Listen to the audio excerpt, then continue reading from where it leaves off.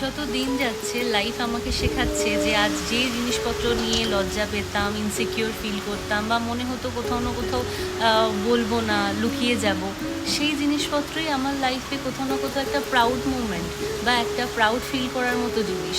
এই যে ধরুন, আমি একটা মফস্বলের মেয়ে। আগে খুব মনে হতো যে না, মফস্বলে থাকি, শহরের বন্ধুদের সামনে এই কথাটা বলবো না, আমাকে ছোট মনে পড়বে, বা অনেক কিছু এরকম ফিল হতো।